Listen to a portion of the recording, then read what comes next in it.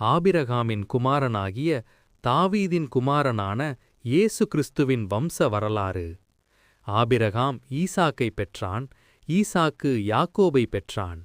யாக்கோபு யூதாமையும் அவன் சகோதரர்களையும் பெற்றான். யூதா தாமாரினால் பாரேசையும் செராகையும் பெற்றான். பாரேஸ் எஸ்ரோமை பெற்றான்.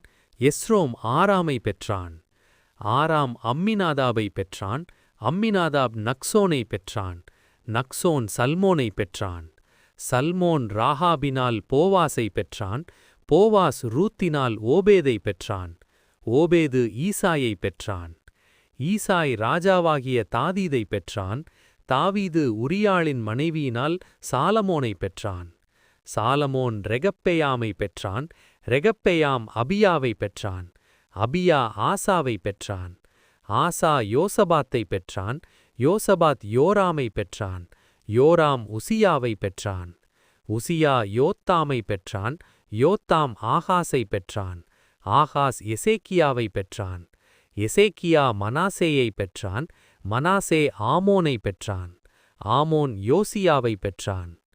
பாபிலோனுக்குச் சிறைப்பட்ட காலத்தில் யோசியா எக்கோனியாவையும் அவன் சகோதரர்களையும் பெற்றான். பாபிலோனுக்குச் சிறைப்பட்ட பின்பு எக்கோனியா சலத்தியேலை பெற்றான். சலத்தியேல் சோரபாபேலை பெற்றான். சோரபாபேல் அபியூதை பெற்றான்.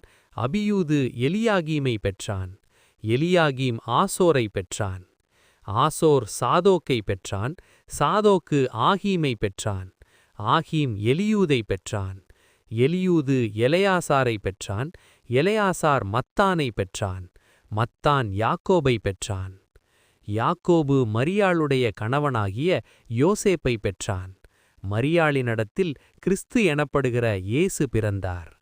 ஆகையால் ஆபிரகாமிலிருந்து தாவீது வரை 14 தலைமுறைகளும், தாவீதிலிருந்து பாபிலோனுக்குச் சிறைப்பட்ட காலம் வரைக்கும் 14 தலைமுறைகளுமாகின்றன. இயேசு கிறிஸ்துவின் பிறப்பு இவ்விதமாயிருந்தது. அவர் தாயாகிய மரியாள் யோசேப்புக்கு நியமிக்கப்பட்டிருந்தபோது அவர்கள் கூடி வாழும் முன்னே பரிசுத்த ஆவியினாலே கர்ப்பவதியானாள் என்று காணப்பட்டது.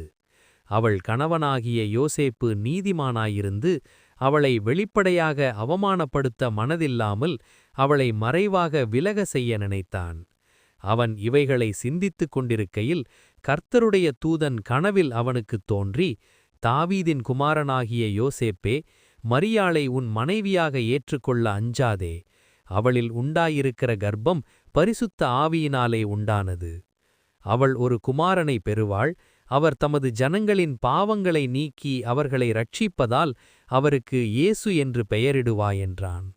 இதெல்லாம் கர்த்தர் தீர்க்கதரிசியின் மூலம் சொல்லியதான இந்த வசனம் நிறைவேறும்படி நிகழ்ந்தது. இதோ, கன்னிகை கர்ப்பவதியாகி ஒரு குமாரனை பெறுவாள். அவருக்கு இம்மானுவேல் என்று பெயரிடுவார்கள். இதற்கு தேவன் நம்மோடு இருக்கிறார் என்று அர்த்தம். யோசேப்பு நித்திரையிலிருந்து எழுந்து கர்த்தருடைய தூதன் அவனுக்கு கட்டளையிட்டபடியே செய்து தன் மனைவியை ஏற்றுக்கொண்டான்.